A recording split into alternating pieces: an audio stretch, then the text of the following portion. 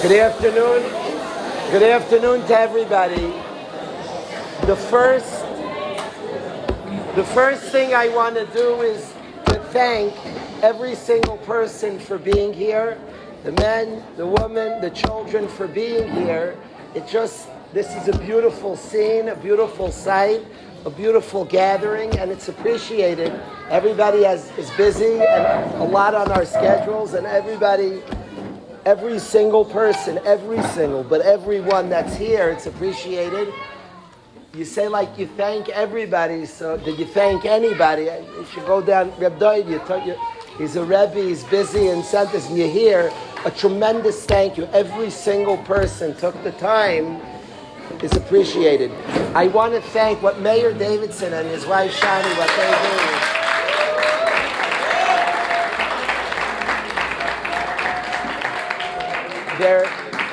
Their care for other people always. They work hard yearly to make this whole Shabbos, to make this event, to make everything run smoothly. Their care for others is la yu'uman, is amazing. And the Rabbi Shalom should give Meir and Shani tremendous bracha. They should have nachas from their children. They should just have all the goodness, Lord Parnasa, everything they need to run a beautiful home. The Rabbi Shalom should just reward them. And thank you, Meir and Shani, for what you do for us all.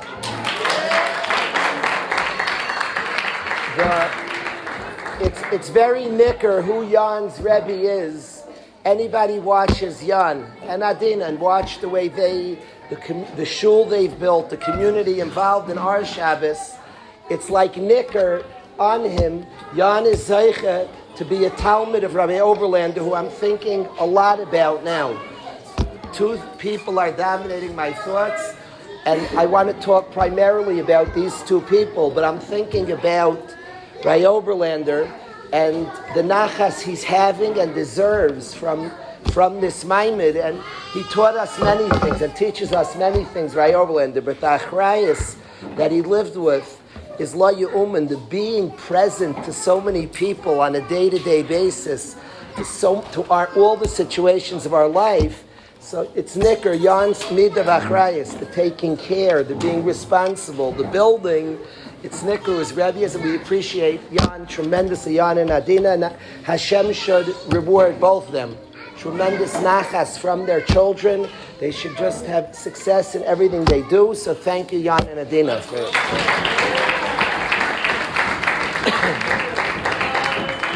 I'll get back. I want to talk about Rabbi Oberlander because that is on my mind, but I wanted to thank. We're thanking Jan and we're thanking Meir and their families. What Rabbi Brownstein does consists of day in, day out for our Chabura. He is the Rebbe of Achrayus, of responsibility, of caring, of taking care, of being there for others. Yosef HaTzadik, when he sees Yehuda's Achrayus, lo yuchal lesafek. Yosef, who's strong, who's the strongest, and can always hold back, but when he sees Yehuda's Achrayus, he can't hold back anymore.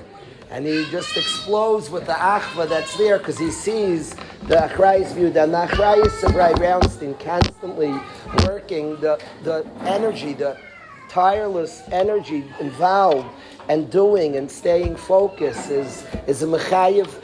I personally appreciate our friendship. He's a tremendous person. I want to thank his Rebbetzin is here and he's here. Just thank you for all they do for our whole Chabura.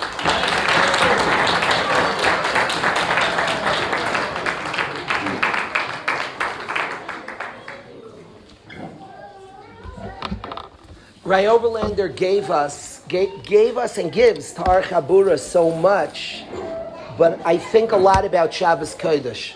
The Einegs specifically that were holy, and Shabbos in general.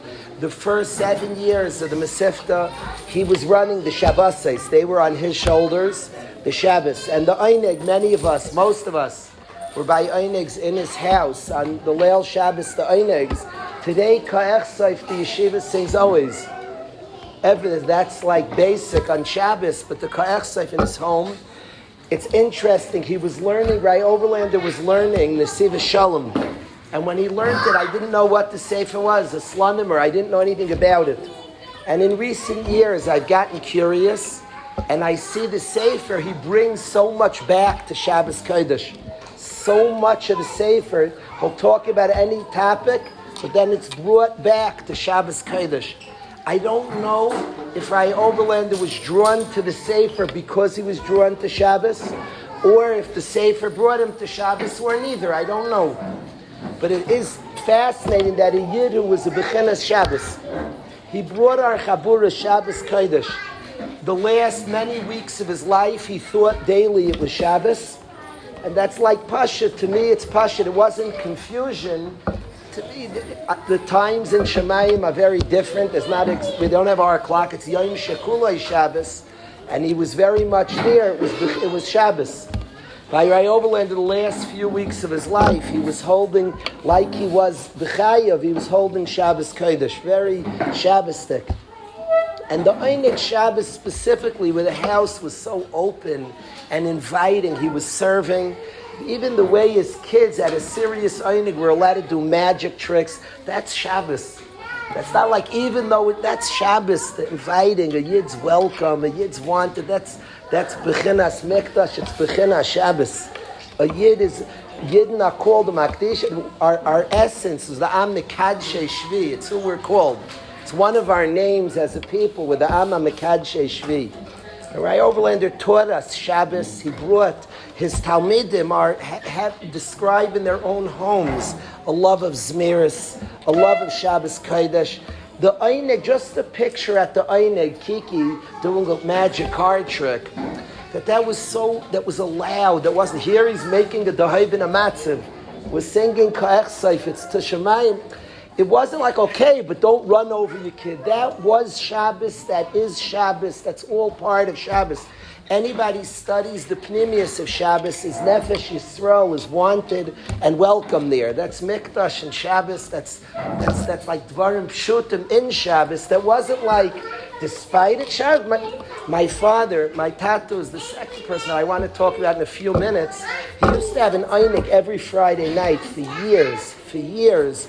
And guys came over and played chess, all different Zachen, and many people wrote us letters about those Einik Shabbosais, that changed their life.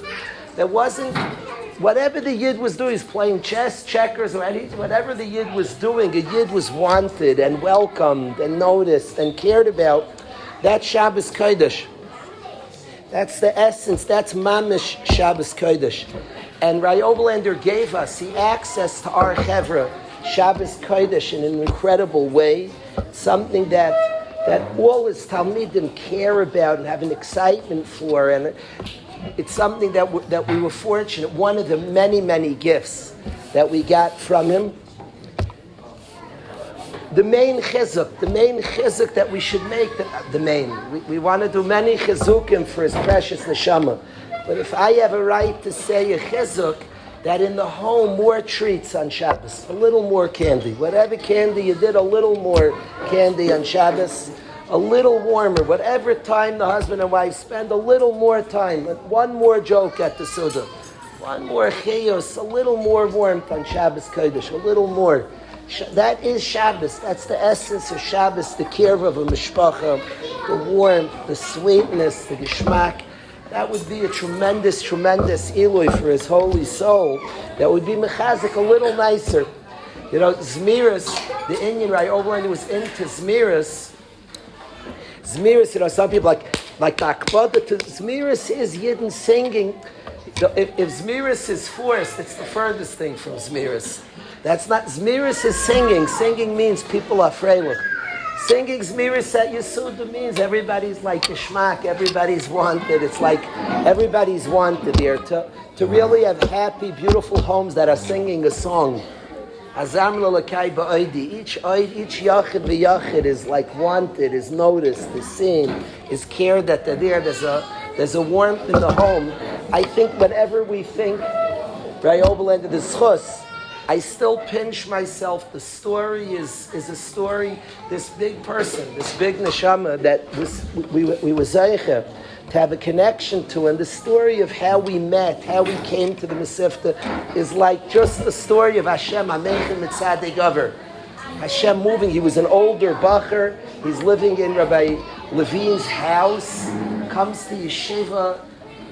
I just chapped that I have to work with this guy, and I asked him to learn second Seder with guys. I was learning first Seder, and then we made a shut. The whole story is just Hashem pulling strings, and the schus that we had a special person, a talented person, a fiery person that Hashem sent him to our Chabura, but specifically being Mechazik Shabbos Kodesh. Specifically, again, each person owns their own kesher to this special person, and can be mechazik on anything they want. I think as a chabura, what he handed us is Shabbos Kodesh. So I say to be mechazik zmiris. Zmiris is a matziv, it's not about, the song is what emerges. It's a matziv of warmth, of togetherness, that would be something to be mechazik. So Bez Hashem, his neshama, his precious neshama, should have an aliyah.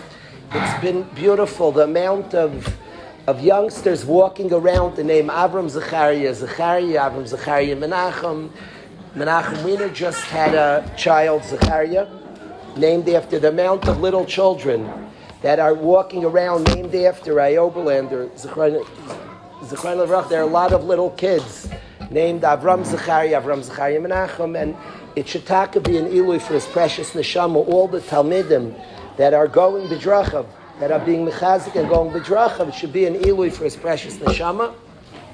And we could be mechazik in Shabbos specifically, any chizuk, in a warmer, more shalom, more simcha in the home would be an ilui for sure for his precious neshama.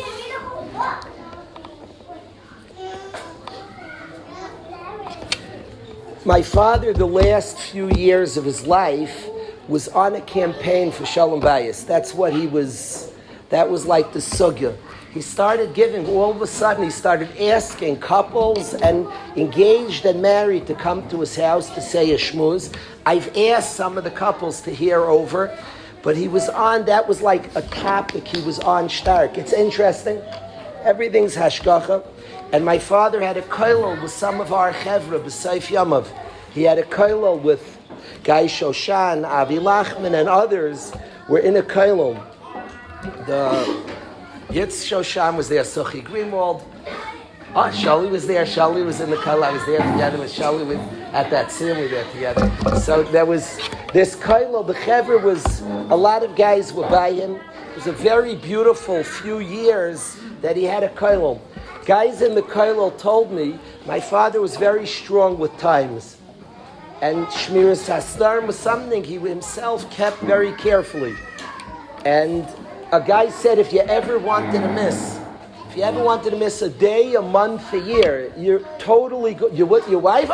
Then like, guys said, if they ever wanted to go to Florida, Puerto Rico, anything, my wife, go, he'll pay for the ticket. Like, it was end of the game over. My father was talking to his balabatim, being mechazik Torah, which was his life's mission, learning and teaching Torah. And he was giving a shmuz that I was at to his balabatim to be mechazik the limud Torah. And he started some shir, he was trying to get people to go. But he said, if it's hard for your wife, you have no rishus to come. And he switched the whole chizuk gathering to be like a shalom bayis. If it's hard for your wife, you have no rishus to come, and you stay home, and that's priority. Don't be at Seder. You make sure you're spending time, the couple, zusammen, the family together, the wife with the husband with the wife, the mishpacha. I said, Abba, after, I was like, weren't you trying to make the shir? Wasn't that the point of the chizuk? But he said that this was priority by him. It was the last few years that he was talking. I don't know where it came from. A Rav told me at Shiva that the Rabbanim in the city got together. And decided this was the topic to talk about, that they should start talking. I don't think so. I doubt it. Just knowing my father, I don't think that's what motivated him. Not that wouldn't be a good motivation. I don't think so.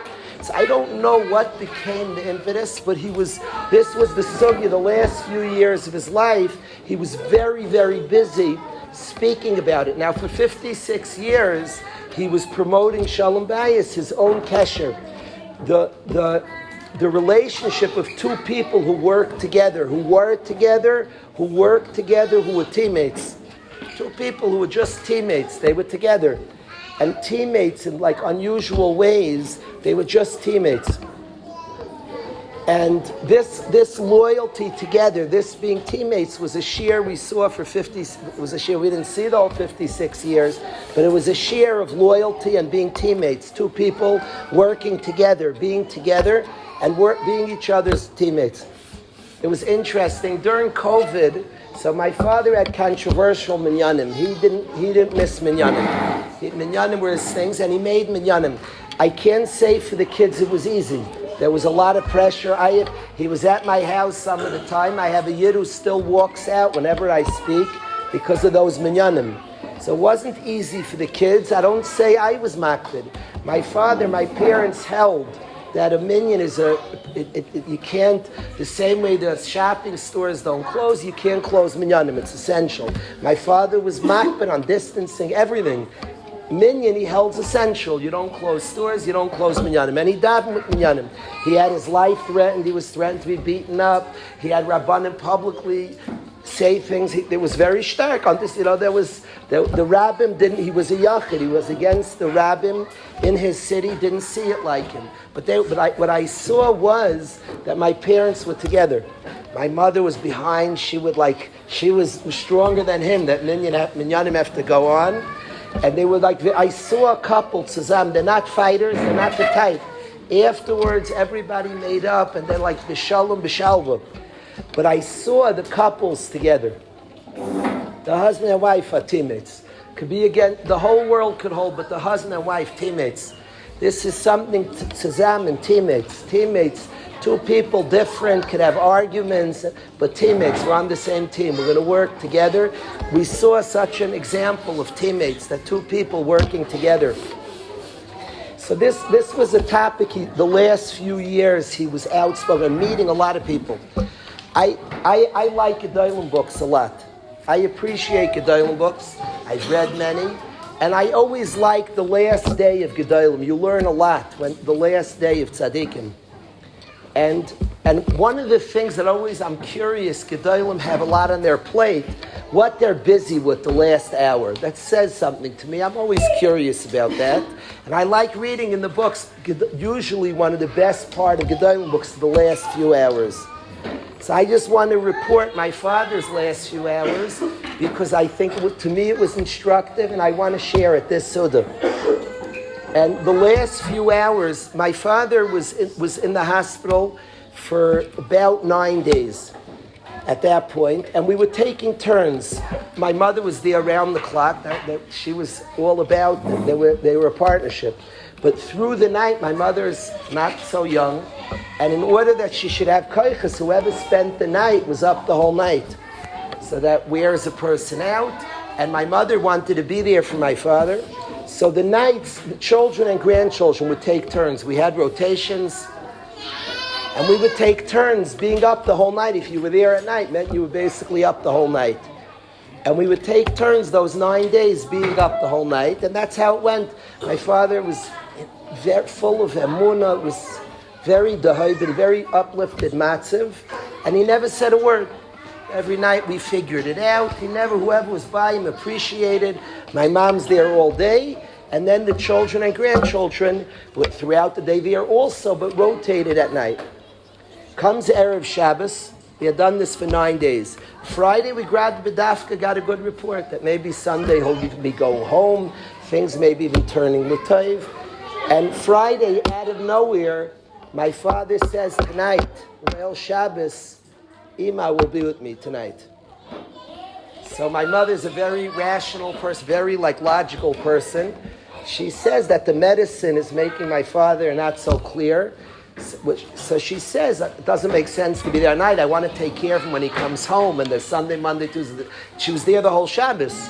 Just that night, if I stay up the whole night, I'll be sick. I won't be able to take care of him. So we'll get one of the Einachluch will stay. And my father was saying, no, Ima's with me tonight. Inexplicably, he wasn't the Ima's going to. So my mother told me that we're having this stress. I said, let me speak to my father. So I call up my father. on Erev Shabbos. And I say, Abba, we're working it out. For Ima to be there, just explaining, for Ima to be there tonight doesn't make so much sense. So and he just said, Ima will be here tonight. There was no discussion. Tonight, Shabbos, Ima will be there. So I saw, so he says, so I called my mother and I said, the Abba's a chayla sheyesh by sakana. And the rule is, if a chayla sheyesh by sakana has a want, you follow the want. If it's frivolous, let alone here, he's saying he wants his wife there, so that's what we're going to do. So my mother said, that's the halacha, yes, so she's going to be there the whole night. So she was there Friday night, the whole night. And that was the last night. She was the last one with him. He was unconscious from 6 in the morning and never regained consciousness. She was with him. The last night he was conscious. He said, Ima will be with me. And together they sang Shabbos Miras, Karibain. He said Elokai Neshama 5 times, Mila v'Mila, carefully and slowly, Elokai Neshama, Shenasat bi Toiroi, Ata Birat, Ata Yitzarta. Then he taught her a Gemara and then he left. He taught her a Gemara. She still hasn't told us. She said, one day I'm going to tell you the Gemara he taught me, and he taught her a Gemara, then he left. But that was a big lesson to us, that there were a lot of things he could be busy with, but the last night and the last year he gave us is my wife will be with me. I'm singing Karibain with my wife. I'm saying Elokai Neshama with my wife. I want to learn a Gemara. He had many Talmidim and many people who would have given a lot to learn the Gemara, many children, grandchildren. He said, I'm doing with my wife's going to be here. I'm having the Shabbos with my wife. And the shir that to me, this final shir of Shalom Bayis, a husband and wife together, a husband and wife zusammen, together, I took that as my father's last shir, that as a family we heard from my father, that was the last shir in Shalom Bayis. So this gathering always has tremendous meaning to me. This year it increased by a lot. My son Menachem's here. Usually my kids get in on the card, they have a little pull card. They're friends with Morty. They have pull from me. They have pull. This year Manny and Sivi need no pull. They're here as a fresh chassan and kala, so it means a tremendous amount. This gathering. Baruch Hashem, we have many fresh Shmuel Coates is here with his wife. Many fresh chassan and kalas, but everybody, 10 years, everybody's still a chassan and kala, and all your lives, all our lives. But this year, it takes on new meaning to me. This year, the mishpachos, the Yiddish families. My father, of all the Yom Tovim, there was a special kesher to Chanukah. Special kesher to Chanukah. He was born on Chanukah. He had a special, deep connection. He played accordion only twice a year.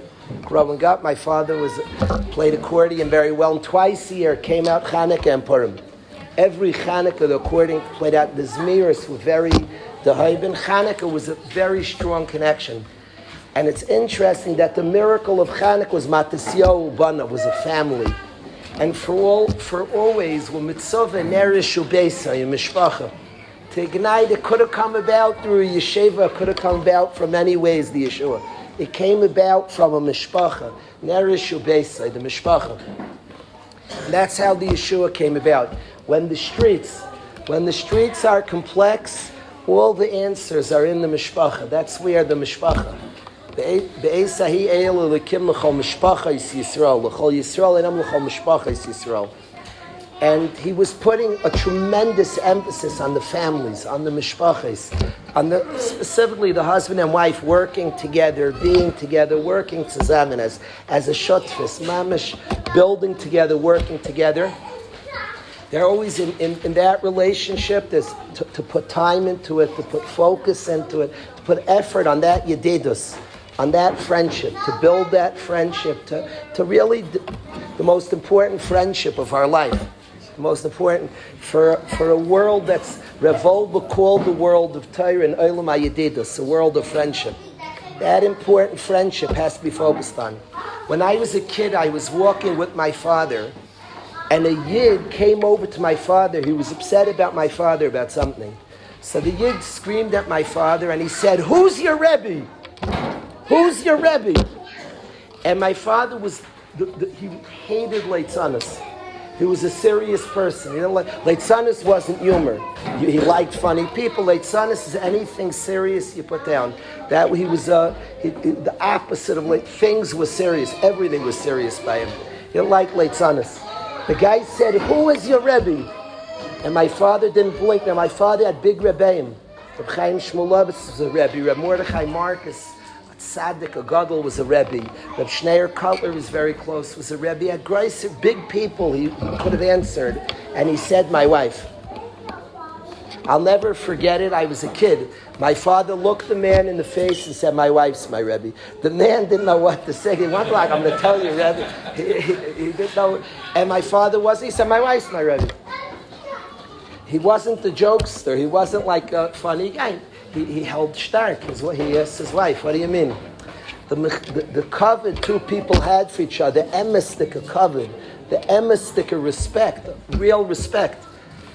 My mother in the room in that hospital, my father was no longer conscious. I saw her looking around. She had a siddur. I thought she was looking for Mizrach. So I said, "I'll go call a nurse. I'll ask. They have a phone. We'll figure out what way's east." She said, "Oh, no." She said, "I'm facing the Aron. I'm facing the Aron." The covet, the respect, the profound respect they had for each other, an emes covet, of real respect. Respect, two people who respected each other. Who's your Rebbe? Say somebody to say their wife's their Rebbe and mean it. And not a funny person. Say, "My wife's my Rebbe." The Yid didn't know, he never heard that before. He didn't know where to go from there. But this nikud of two people being together, building something together, in the world at large, the sugya of mishpachas in America, people don't get married, don't stay married. Wow, that's a beautiful picture. In the world is struggling, and this topic is probably a big siman, that it's a topic that we have to be mechazikin. To me, it's a big siman of something that we have to be mechazik. We have to dedicate time and effort to really focus to something, to be mechazik, is something that I saw he was speaking a lot about, he was proud of, he wanted and cared a lot about this topic. It's interesting, I'll say this here. This recording, this shouldn't go out for sure, and I'll say here. Say interesting, in his own kehillah, my father was remarkably warm to the ladies. And when I think about his sugya, it was a tremendous kedusha that he had. He was a kaddish. He was a very holy person. And since my father's patira, I'm starting to reach out more to the wives in Blue Ridge. I'm trying. I want to be better about it. And it's my own. There's reasons to have gedarim for sure, but my own lack of kedusha makes me more sensitive. He was kaddish. He'd go over with the warmth, with the care, the way every man, woman, and children were respected, were noticed. Somebody came to Shiva, a lady came to Shiva and told us on Yom Kippur, it's a true maisa, on Yom Kippur, the guy's a friend of mine, and he was davening, his father was a chazan, and his wife had been sick, and she was home. It was about a 10-12 minute walk. On Yom Kippur, my father left shul. Nobody knew where he didn't say he left shul. He was the Rav. It wasn't his type. He left shul, and he went to visit to make sure. Her husband walked far, was at a faraway minyan. He walked there on Yom Kippur to make sure she was feeling okay. One of the wives of the community. He walked there, checked up, she's okay, and went back to shul. The way he was mechabed, the mishpachas, the way he cared about the entire families, mattered and counted the entire mishpacha. Mattered and counted was a davar nifla, was a pella. It was part of the kedusha that he was able to speak to each one and notice each one. I remember in the summers how much he liked. He loved the kollel families. I remember specifically Sruly and his wife. I remember specifically Sruly Snyder and his wife, the way he appreciated. And he was proud of this mishpacha that's working together, that's so together. He had tremendous pride. The chevra was his einiklach, and when his einiklach were present to their families, he had a tremendous pride in that and was excited about that. So I wanted to come here, I wanted us to be mechazik. All of us, again, to make chazukim, to make more time, more effort, more presentness, to be present to our mishpachas. I don't want to get in trouble with any intense koilim, but what would be if one day you'd miss a little and eat breakfast with your wife, a longer breakfast? You'll get in trouble, you'll lose a stipend for your shmiras. But you know what you'll get? You'll get eternity that you had breakfast with your wife. We wake up a little late and you're running. You're not allowed to breakfast with your wife. Might be the holiest thing of the day. I would watch my parents play Scrabble together. It was like, it was the Kodesh Kadashim. Until the end. When Manny got married in Chicago, so we were zeicher to be in the same house with my parents. Shortly before my father's patira, I got a letter from the host describing what it meant to see my parents. They were playing Scrabble one day. To see the Scrabble game was La Yu'umin Ki Yisupar. My father wasn't funny. Things were like serious. The Scrabble game had all the sincerity and sweetness and warmth and chiyus of all his Siddurim. Played Scrabble. They kept score for many years. It wasn't so competitive. It was interesting. My father was very competitive. The Scrabble games, they were almost like teammates. I don't know exactly how the game worked. They rooted for each other. It wasn't like a competitive who's going to win. It was like a different kind of game, how it worked. But they played serious Scrabble games all their life, 55 years. They played tennis together. It's interesting that we were in Camp Purim, and my father was a Yidden who Shas Be'iyim, we breathed, he learned Torah. But he played tennis with my mother, they played tennis together. There was a Chassidish yeshiva, they said, you can't play tennis the Rebbetzin, it's not appropriate. So my father said, okay, when do you have Seder? So he told me, he said, I'll play during your Seder. Your Bachram shouldn't see the tennis court, happened right next to the Chassidish dorm in Camp Purim. So he said, I'll play during Seder. And they were playing during Seder, and then a lot of the Bachar put their heads out and started cheering, go Rebbetzin, and go. And it ended the games, but they played tennis and the Scrabble games together were La Yu'umin. A couple playing Scrabble, it was very, very holy. Those important. This couple playing just important, taking the time, and it was such a big thing, such a wonderful. That Scrabble game in that house in Chicago, it was something I was used to. I got to see it through eyes. They're playing Scrabble of a person who had a schedule that was nuts, that was crazy. At 78, he had a schedule. I don't know people in the world who have such a schedule. I don't know.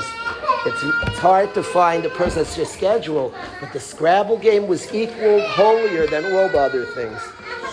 So to be mechazik, for us to be mechazik, time, investment, focus, and in the band, the husband and wife band, would be something that would be very, very, very kedai. It'd be something certainly important that we do.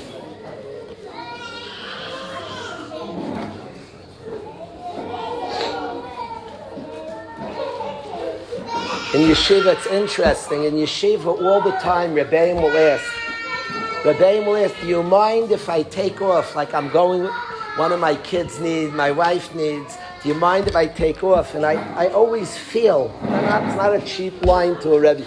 I only want you here because you spend time with your children, because you're with your wife. All impact on the world, the way it works, all impact. If you're a warm, as a mashal, if a guy's a warm yeshiva, you're a pretend warm school if the Rebbeim don't like each other. A warm yeshiva means, before any of the Bachram come, the Rebbeim like each other. I could tell you what I think about Rabbi Zon. Rabbi Zon, my children, myself, he's a hero. He's a tireless fighter for Kavod Shel Yisrael, for Yidden, for people. But he's a friend, he's somebody, I love him. And a warm yeshiva means the Rebbeim are warm. You're not warm because you're warm to guys. That's pretend. People see through pretend. Pretend doesn't work. A warm place means the Rebbeim like each other. That's what it means.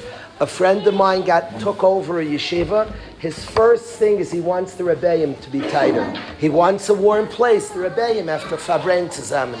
They have to be close. That's the only warm yeshiva in the world. Any impact out there is a couple. Our whole people is Avram and Sarah, and then it spills over to a third. That's what Achnasas Archim is. Two people who like each other, zusammen, together, there with each other and for each other, and it spills over to the third. They're all different shittas. Should a young couple have guests, not have guests? I like Mets. I don't have time for these different shittas. I don't have no sheet. I have no idea. But I love hearing, when I hear Manny and Sivi working zusammen to have a third person. They're cooking together and chopping together and figuring it out.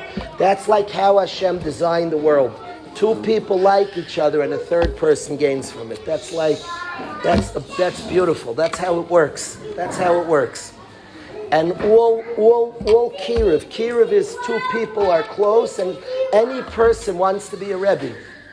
You want to be a Rebbe, be very close to your wife, and then it spills over you. Your mamish.